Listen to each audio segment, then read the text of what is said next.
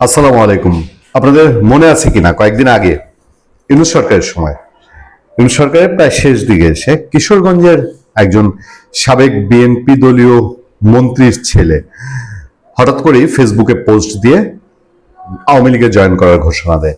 যদি পরে আর ওই ভদ্রলোক নিয়ে খুব একটা সারা শব্দ পাওয়া যায় না, আমরাও তার একটা ইন্টারভিউ করার চেষ্টা করেছিলাম, বাট তার যে ফোন নাম্বার, হোয়াটসঅ্যাপ নাম্বার, সেই নাম্বারে তাকে আর পাওয়া যায়নি। আবার হঠাৎ করে মনে হলো দেখি খোঁজ নিয়ে দেখবো তাকে খুঁজে পাওয়া যায় কিনা।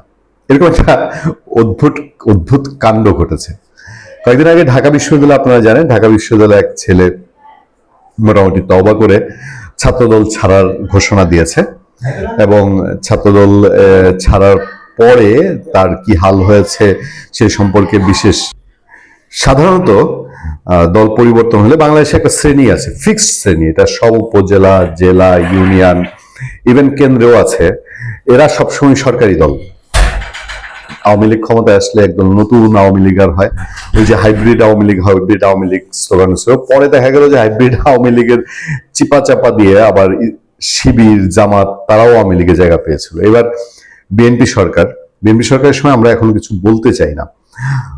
আমরা মাঝে মধ্যে কিছু হুইসপারিং শুনি, কানাঘুষা শুনি, বিশেষ বিশেষ জায়গায় বিএনপি সত্যিকারের বিএনপি নাকি সেখানে জামাতে ইসলামী ঢুকে যাচ্ছে, এরকম আলাপ আছে। তখন এই উদ্ভট খবরটা, আমি একটু উদ্ভটই বলবো খবরটা, কারণ এই জামানায়, এই সময়ে, এই কলির জামানায় এই ঘটনা বেশ ইন্টারেস্টিং নিশ্চয়ই।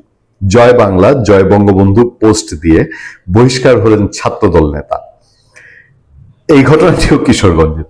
এর আগের যে বিএনপির মন্ত্রীর ছেলে জয়েন করেছিল সেও কিশোরগঞ্জের, এটাও কিশোরগঞ্জের। কিশোরগঞ্জের পাকুন্দিয়ায় ফেসবুকে জয় বাংলা, জয় বঙ্গবন্ধু লেখায় সংগঠন থেকে মোহাম্মদ মোনায়েম খান, বাবা সেটা আবার পাকিস্তানের গভর্নর মোনায়েম খানের নামের প্রতি অবিচার করেছে। মোনায়েম খান নিশ্চয়ই বেঁচে থাকলে কখনো জয় বাংলা, জয় বঙ্গবন্ধু স্লোগান দিত না।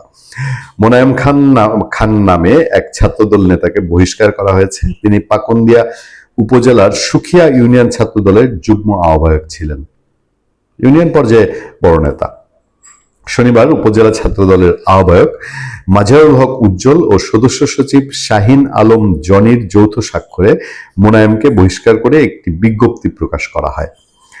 বিজ্ঞপ্তিতে বলা হয়েছে, সাংগঠনিক শৃঙ্খলা ভঙ্গ ও সংগঠনের কোনো কাজে অংশগ্রহণ না করায় তাকে প্রাথমিক সদস্য পদ সহ সকল সাংগঠনিক পদ থেকে বহিষ্কার করা হয়েছে।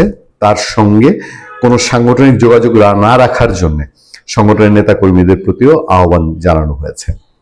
উপজেলা ছাত্রদলের আহ্বায়ক মাজারুল হক উজ্জ্বল জানিয়েছেন, সপ্তাহখানেক আগে মোনায়েম তার ফেসবুকে এসব স্লোগান লিখেছিলেন।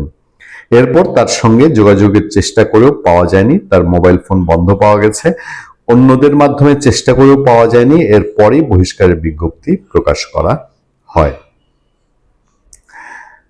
দেখেন, জয় বাংলা, জয় বঙ্গবন্ধু স্লোগান, ধরেন বঙ্গবন্ধুকে আপনি আওয়ামী লীগের কোটায় ঠেলে দিলেন যে জয় বঙ্গবন্ধু বললে আওয়ামী লীগে, কিন্তু জয় বাংলা স্লোগানটা নিয়ে একটা যে তোলপাড় কাণ্ড বাংলাদেশে, জয় বাংলা লিখলেই জেলে যেতে হয়, জয় বাংলা বললেই, মানে এই স্লোগানে এত কি তেজ, এত কি ধার, যে এই স্লোগান শুনলে বিরোধীরা, এই স্লোগান বিরোধীরা তারা তেলে বেগুনে জ্বলে ওঠে। এই বাংলাদেশে কি এমন সময় আসতে পারে না যখন জয় বাংলা স্লোগানটা দলমত নির্বিশেষে, বরকতুল্লাহ বুলু তো বলেছিলেন যে জয় বাংলা স্লোগান আওয়ামী লীগের স্লোগান না, তাহলে বিএনপির লোকজন জয় বাংলা স্লোগান দিলে তো তারা একত্রীকরণ করতে পারে যে না, জয় বাংলা আওয়ামী লীগের একা স্লোগান না, জয় বাংলা আমাদেরও স্লোগান, এটা ৭১-এর স্লোগান। ৭১-এ বিএনপিতে যারা মুক্তিযোদ্ধা আছেন তারা কি বুকে হাত দিয়ে বলতে পারবেন যে ৭১ সালে তারা জয় বাংলা স্লোগান দেন নাই? মেনেই তো নিচ্ছি তর্কের খাতিরে যে বঙ্গবন্ধুকে আপনি আওয়ামী লীগের ঘরে ঠেলে দেন, কিন্তু জয় বাংলা স্লোগান নিয়ে এত সমস্যা কেন? ভালো থাকবেন, সুস্থ থাকবেন। আপনাদের সাথে আমি আতিক রহমান, পূর্ণিয়া।